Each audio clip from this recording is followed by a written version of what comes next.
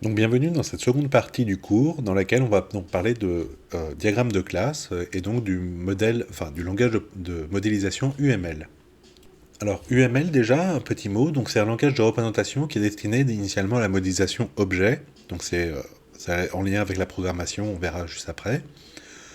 Ça veut dire quoi? Ça veut dire Unified Modeling Language, donc c'est une norme, c'est pas une propriété, hein, tout le monde peut euh, utiliser ou à peu près ça.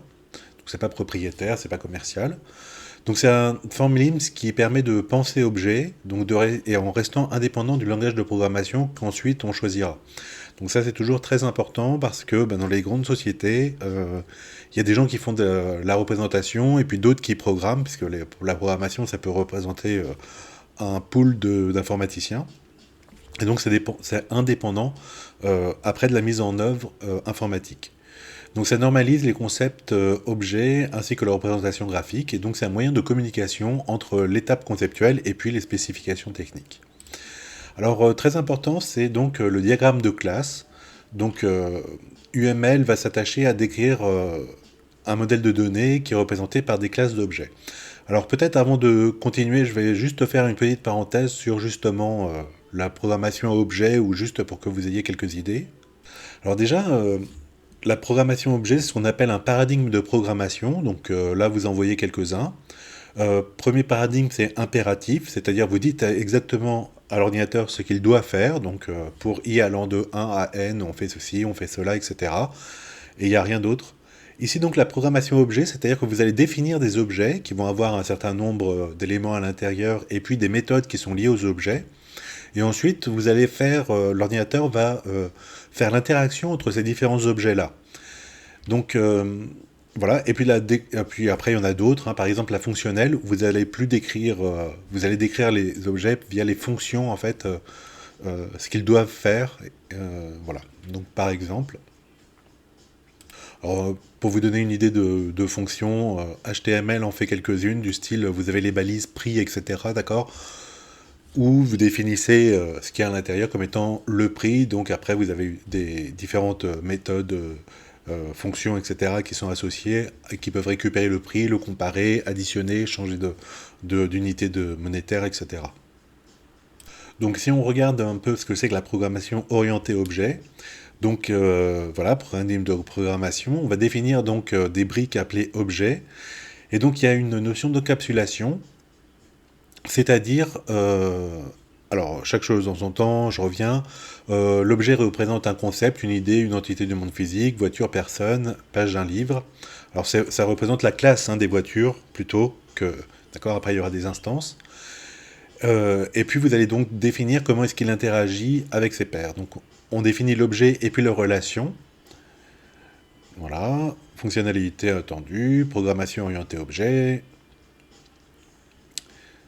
Voilà, ici il vous dit que donc c'est UML pour un processus unifié, UML, UML. Langage de programmation, voilà, il y en a tout un tas.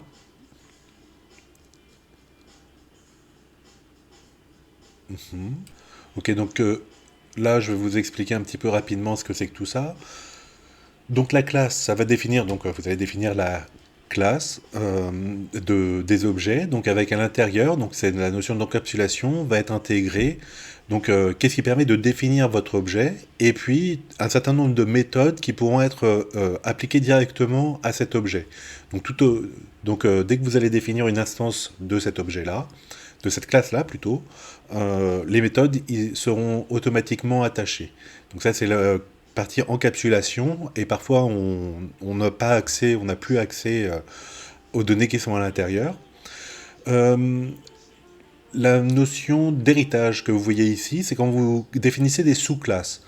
Donc par exemple, humain, ça va être une sous-classe de mammifère. Et donc toutes les méthodes, etc., qui sont définies pour mammifères seront encore vraies pour humains. Mais il y aura encore des méthodes peut-être spécifiques à humains qui, elles, ne seront pas vraies sur mammifères. Donc voilà un peu l'idée. Et puis après, donc une fois que vous avez défini ces objets théoriques, vous allez pouvoir les instancier. Et puis après, faire manipuler ces objets via donc les différentes méthodes. Donc Python utilise énormément de méthodes, comme vous avez dû vous en rendre compte. Voilà. Là, il donne un exemple de nombre complexe, c'est donc un objet, et associé à lui, vous avez des méthodes qui vous permettraient de le représenter sous différentes formes. Alors, c'est complètement théorique, hein, mais imaginez un complexe Z, et vous auriez donc Z.carto qui vous donnerait la partie réelle et la partie imaginaire du nombre complexe, ou Z.trigo qui vous permettrait d'avoir la relation trigonométrique, enfin la représentation trigonométrique du nombre complexe, ou Z.expo qui vous permettrait d'avoir le module et l'angle, etc. D'accord. Voilà. Polymorphisme, ok, donc c'est lié aussi à l'héritage. Bon, voilà, donc les objets de ce sous-type sont conformes au type du père. C'est une notion de sous-typage ou de multiplication, voilà. Par exemple, là, on a quelque chose qui est intéressant, pour essayer de comprendre ce que c'est. Imaginons qu'on ait un type ou une classe qui s'appelle réel, et on a associé à cette classe une méthode qui s'appelle multiplication, et qui permet donc, étant donné deux réels, de les multiplier entre eux. D'accord. On définit entier comme un sous-type de réel, et donc si jamais i est un entier, ben, il va quand même hériter de la multiplication des réels, et donc on pourra avoir l'instruction i un entier multiplié par r un réel, qui va exécuter donc les méthodes multiplication qui est définie chez les réels, puisque les réels, ce sera une classe parente en fait de integer. Voilà, bon, etc., etc. Vous pourrez regarder un petit peu plus en détail si ça vous intéresse la partie programmation objet. Voilà, donc ce formalisme-là, du ML, qui est destiné aux objets, on va pouvoir le récupérer juste pour les données. Donc ça va être beaucoup plus court, hein, ce qu'on va utiliser, que tout UML. Donc ne vous dites pas que vous avez un cours sur UML ici, c'est un cours sur une toute petite partie du ML. Alors, allons-y donc pour la méthode, pour la définition de classe, hein, c'est le plus important. Donc une classe est donc un type abstrait qui est caractérisé par un certain nombre de propriétés, donc qui sont des attributs et des méthodes, communes à l'ensemble d'objets et qui permet de créer des instances de ces objets ayant ces propriétés. Donc les attributs, c'est ce qui va définir en fait l'élément de la classe, et puis les méthodes, ça va donc être des opérations que vous allez pouvoir de toute façon utiliser sur ces éléments de la classe. Alors on va voir un exemple, pas très compliqué, d'une classe et de son instance. Donc voilà, la classe, comme vous voyez ici, c'est la classe voiture. Qu'est-ce qui va définir pour moi ici une voiture? Ça va être sa marque, son type, le nombre de portes, la puissance et le kilométrage. Et puis on va avoir une méthode qui va être donc la méthode roulée, la voiture.rouler, ça va pouvoir me dire que ma voiture est en train de rouler. Alors, est-ce que ça va augmenter le kilométrage ou des choses comme ça? Pourquoi pas? Bon, je sais pas. Donc après V1, ça va être donc l'instance de la classe voiture, donc ça c'est la classe théorique, mais il n'y a pas d'objet réel, vous avez juste défini la structure de votre classe, et donc vous allez l'instancier en disant voilà, V1 c'est une voiture, elle est de marque Citroën, vous allez remplir donc string, le type ZX, ça sont des vieilles voitures, ça, 5 portes, 6 chevaux, et puis un kilométrage ici. Donc vous allez remplir les attributs, et cette voiture V1, vous pourrez utiliser V1.rouler pour dire qu'elle roule, d'accord. Vous allez aussi pouvoir avoir des relations avec propriétaires, etc. Alors, je reviens donc sur les attributs de la classe, comment définir l'objet en fait. Donc c'est une information élémentaire qui caractérise la classe et dont la valeur dépend de l'objet instancié. Donc comme vous voyez, une voiture va être définie par sa marque, son type, son nombre de portes, la puissance et le kilométrage, et puis donc à chaque fois je précise quel est l'ensemble du domaine, le type ici que l'on veut associer. Donc un attribut, chaque attribut est typé, c'est-à-dire un domaine de valeur fixée a priori. Alors là je vous ai mis toute une nomenclature, mais nous ce sera extrêmement simple, vous allez voir. Donc alors il peut être multivarié, c'est-à-dire il peut prendre plusieurs valeurs distinctes dans son domaine. Il peut être dérivé si la valeur de l'attribut est fonction d'autres attributs de sa classe. Et puis, il peut être composé ou composite, c'est-à-dire ça va être un groupe d'attributs, par exemple une adresse c'est composé d'un numéro, de la rue, du code du département, etc. Voilà. Bon, ça c'est juste pour vous dire que dans attributs, on va pouvoir avoir des choses un peu compliquées, mais pour nous, ça restera très simple dans le cadre ici. Donc on n'utilise pas peu les attributs dérivés, on utilise sinon des méthodes en fait, si jamais l'attribut dérivé dépend des attributs extérieurs à la classe. Voilà. Et donc, on utilisera plutôt des compositions, c'est-à-dire des méthodes ensuite, plutôt que des attributs composés. Bref, on va rester dans des choses très simples. Alors, ok, on va voir par exemple, prenons un exemple, hein. Imaginons une classe personne, donc on va définir son nom, donc ça va être une chaîne de caractères, son prénom, ça va être aussi des chaînes de caractères, donc il pourra avoir plusieurs prénoms, on va dire jusqu'à 3. La date de naissance, ça va être donc une date, ok. Et alors, pour l'âge de la personne, eh ben, ce sera peut-être pas la peine de lui demander ça, puisqu'on peut le faire via une opération. Donc, ça va être maintenant moins date de naissance. Voilà, donc ça va être, comme vous voyez ici, un attribut dérivé, puisque sa valeur cet attribut-là va être calculée en fonction d'autres éléments de la classe. Alors, quand je reviens ici, il y a une information que vous avez dû vous demander, tiens, pourquoi elle n'y est pas, c'est la plaque d'immatriculation. Alors ça, c'est très intéressant parce que la plaque d'immatriculation, a priori, elle est unique, elle est dédiée à chacun des véhicules en circulation. C'est-à-dire que je pourrais avoir plusieurs véhicules qui sont tous de marque Citroën, ZX, 5 portes, puissance 6 et même kilométrage, mais j'ai plusieurs véhicules, quoi. Donc comment faire pour différencier, distinguer de manière unique l'objet? Donc pour les voitures, c'est la plaque d'immatriculation, et de manière générale pour une classe, donc c'est ce qu'on appelle la méthode, enfin le key, le symbole key. Donc un attribut ou groupe d'attributs peut être annoté comme étant clé s'il permet d'identifier de façon unique un objet dans sa classe. Et donc on attribue le symbole key à côté de l'un ou l'autre des attributs. Donc par exemple, imaginons euh, le, la classe client. Donc on aurait le nom, le prénom, vous pourriez mettre numéro de téléphone, adresse mail, etc. Bon bref. Et puis il y a le numéro de carte de fidélité. Et là, ça va être pour la base de données, ça va être son élément clé. C'est comme ça qu'il va pouvoir être identifié de manière unique. Et donc comme ça, chaque instanciation permettra d'avoir un seul numéro de carte de fidélité et éventuellement deux homonymes, même nom, même prénom, pourront exister avec deux cartes de fidélité différentes sans être mélangées. Donc voilà, cet attribut key va être très important pour la suite dans les bases de données. Donc ici, c'est un seul attribut. Comment on fait, par exemple, quand on a une clé composée de plusieurs attributs? Imaginons un bureau, une salle de classe d'ailleurs, qui serait donc bâtiment, salle. Alors, je reprends. Bureau a comme attribut le numéro du bâtiment, donc c'est un caractère, oui, ça peut être ABC. La salle qui serait un nombre, salle 123, voilà. Et puis une surface, ok. Mais comment distinguer de manière unique, comment caractériser pardon, le bureau? Eh bien, il faut la combinaison à la fois du bâtiment et de la salle, ok. Et donc le key, la clé, sera donc le couple bâtiment-salle. Donc vous voyez qu'on la met à côté pour dire que la clé est composée de plusieurs attributs. Donc s'il n'y en a qu'une seule, on le met à côté. Sinon, c'est le couple bâtiment-salle ici qui nous fait notre clé. Alors, le repérage des clés, donc au niveau UML, on n'a pas de nécessité d'avoir systématiquement des clés. Elle se fera après en niveau logique, mais si jamais dans le monde réel, il y a déjà une clé naturelle, alors il faut absolument la récupérer.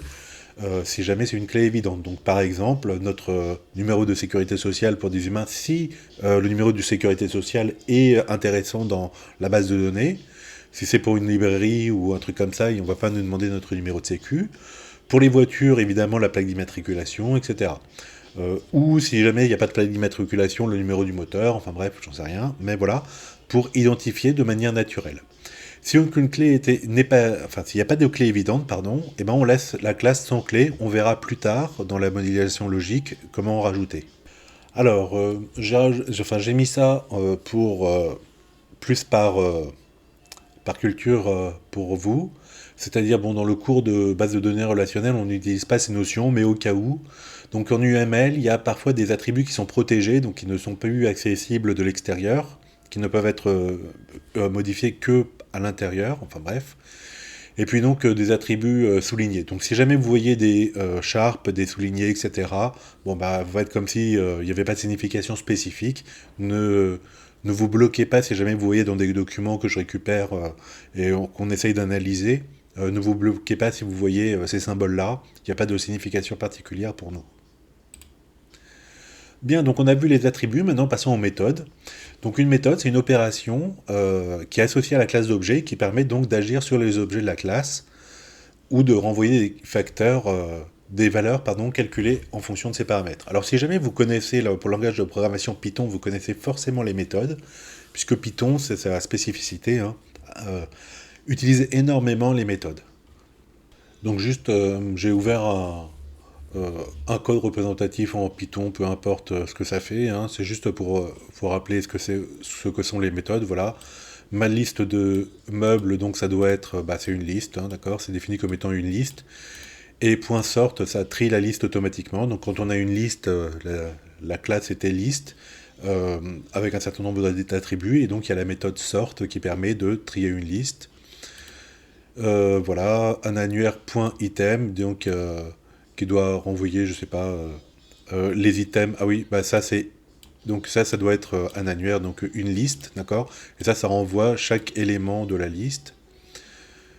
Qu'est-ce que nous avons? Nous avons commit, voilà ici. Nous avons pouf pouf pouf, voilà. Tiens, un fichier .close, donc un fichier. Ah, c'est un fichier évidemment. Et donc il y a la méthode close pour le fermer, quit pour fermer une session FTP, etc., etc. Donc voilà un petit peu le type de méthode que l'on a. Donc en Python, on a énormément ça. Et c'est assez difficile, c'est-à-dire il faut connaître beaucoup de vocabulaire Python, hein, si vous voulez, pour savoir qu'est-ce qu'il faut utiliser pour aller plus vite, pour passer de l'un à l'autre, etc. Donc voilà. Méthode et modélisation. Alors pour modéliser une base de données, les méthodes sont surtout utilisées pour représenter les données calculées, donc des attributs dérivés, ou pour mettre en exergue les fonctions importantes du système cible. Donc on ne représente que les méthodes les plus importantes, et c'est moins systématique que la modélisation objet. Donc UML était fait initialement pour programmation orientée objet. Modèle objet relationnel. Donc alors ça va un petit peu plus loin que ce que nous on souhaite faire, parce que nous on veut faire juste du base de données relationnelle. Et là on veut faire encore modèle objet relationnel, bon, puisqu'on est avec UML et que c'est fait ça. Donc en fait ça reprend le modèle relationnel, et puis ça ajoute une couche de notions empruntées au modèle objet, et donc qui vient combler, si on veut, certaines lacunes du modèle relationnel. Donc nous on restera dans le cadre relationnel, on utilisera UML comme langage de modélisation, qui sera donc une base pour ensuite, si vous faites de la programmation orientée objet, ça vous permettra de connaître quelques trucs, mais on n'ira pas spécialement plus loin. Alors, les méthodes, c'est assez important de les mettre bien à ce niveau-là, au niveau conceptuel UML, parce que elles ne sont pas forcément, elles ne passent pas au niveau logique, hein, et donc quand on fait au niveau implémentation, elles servent donc au niveau conceptuel. Donc c'est au niveau implémentation que l'on va retrouver ces méthodes, donc dans le modèle UML, pour bien les appliquer. D'accord? Donc dans le modèle logique, elles ne seront pas forcément, elles ne paraîtront pas, quoi. Voilà. Par contre, si jamais on fait du relationnel objet, ben, les méthodes seront directement associées à des tables, et donc on paramétrera ça à ce niveau-là. Ensuite, une association case, eh bien, c'est une relation entre deux classes. Donc c'est une association binaire, ou plus. Alors nous, on va pas faire de plus a priori, mais de toute façon, il faut savoir que quand c'est NR, ça peut être modélisé comme un ensemble de relations binaires. Donc en général, une association, c'est un verbe, et elle peut avoir des propriétés comme les classes. Et voilà, et donc il faut définir le nombre minimum et maximum d'instances autorisées dans la relation. C'est donc la notion de cardinalité. Donc voici par exemple le modèle d'une association. Donc il y a deux classes, A et B, et puis il y a un verbe. Alors là, on n'a pas mis, mais ici et ici, il devrait y avoir des numéros min-max pour dire combien de fois la classe A peut être associée à la classe B via ce verbe-là. Donc quand on a une association, il faut forcément mettre un verbe. Tout comme il fallait mettre, je ne l'ai pas dit, mais il fallait mettre le nom à une classe ou à un attribut. En général, c'est bidirectionnel. Et sinon bah, c'est unidirectionnel. Et donc on a un petit langage un petit code graphique, pardon. Voilà, donc exemple. Alors, exemple, eh bien, nous allons avoir la relation conduit qui va permettre de relier la classe conducteur à la classe voiture. Donc on avait vu déjà la classe voiture avec roulé. Et donc, un conducteur, donc type de permis, date du permis. Si jamais on a le numéro du permis, ce serait K, d'accord. Et puis donc, un conducteur va pouvoir conduire une voiture. Ou une voiture être conduite, pardon, par un conducteur. Ici, là, par contre, comme vous voyez, travail, pof, pof, il y a une relation unidirectionnelle, il y a un petit symbole ici. Donc ça veut dire qu'un enseignant travaille pour un employeur, hein, mais pas de l'autre côté. Donc là, on a ajouté un sens à une association, ce qui permet de préciser le rôle qui est joué par donc une personne travaille pour un employeur. Alors on avait vu, enfin je vous ai dit, quand on a des associations avec plusieurs classes, pas binaires mais NR, donc ternaire par exemple, bon, on peut avoir ça, donc c'est-à-dire ici on vous met la classe d'association ici, hein, pour représenter le fait qu'il y a besoin de ces trois classes-là. Mais donc en général, on préfère utiliser donc trois associations binaires, hein, donc il faut transformer cette association-là en classe, et puis après vous avez des relations binaires. Bon, on verra ça dans un exemple. Alors, dans les exemples précédents, il n'y avait pas la notion de cardinalité, donc il faut l'ajouter. Alors, la cardinalité d'une association, ça permet de représenter le nombre minimum et maximum d'instances qui sont autorisées à participer à la relation. Donc, elle est définie pour les deux sens de la relation. Alors, on note sur la relation, alors là, il ne faut pas se tromper, à côté de la classe A min-max, le nombre minimum et maximum d'instances de la classe A autorisées à participer à l'association. Voilà, et si jamais il y en a un nombre déterminé comme maximum, eh ben, on met petit n ou grand n ou infini ou étoile, enfin bref, comme on veut. Alors ok, essayons ceci. Euh, la relation possède, donc elle est non unidirectionnelle, c'est-à-dire qu'on peut demander qui est voiture possède, ça veut dire ça va nous renvoyer le conducteur qui possède la voiture. Et si on dit conducteur possède, ça va nous renvoyer la voiture. Alors comme vous voyez ici, il y a 1 au niveau de conducteur et infini au niveau de voiture. Alors normalement c'est min-max, hein, mais c'est pas grave, ici c'est simple. Donc là on pourrait mettre 1 pour dire que c'est vraiment 1. Donc ça veut dire que un conducteur possède éventuellement plusieurs voitures, d'accord, pardon, chaque voiture ne peut être possédée que par un conducteur, ok. Donc quand je regarde une voiture, Citroën, C3, machin, d'accord, je regarde, il y a un seul conducteur. Par contre, si je prends le conducteur, il peut avoir plusieurs voitures, et donc conducteur possède, ça me renverra la liste des voitures qui sont possédées par ce conducteur. Alors je termine avec cette diapo-là, je l'ai sautée. Donc les cardinalités les plus courantes. Donc quand vous voyez ceci 0, 1, ça veut dire donc le minimum c'est 0, le max c'est 1, donc ça prend la valeur exactement soit 0 soit 1. Et donc c'est oui, non, quoi, si vous voulez, il l'a pas, donc voilà, on va dire optionnel. 1, c'est donc 1, comme on a vu tout à l'heure, c'est-à-dire, c'est forcément, vous avez un propriétaire, donc il est unique, c'est obligatoire, ok, c'est pas optionnel. 1 n ou de 0 à n ou 0 à étoile ou étoile, ça veut dire plusieurs, mais pas nécessairement obligatoire, il peut y en avoir 0, donc pas de classe en face. Et enfin, de 1 à n, ou 1 étoile, c'est au moins une, donc c'est une obligation. Ok. Voilà, donc pour les différents... pour les éléments théoriques, si on veut, de lecture d'un diagramme UML et de construction d'un diagramme UML. Donc on se retrouve après pour faire quelques TD.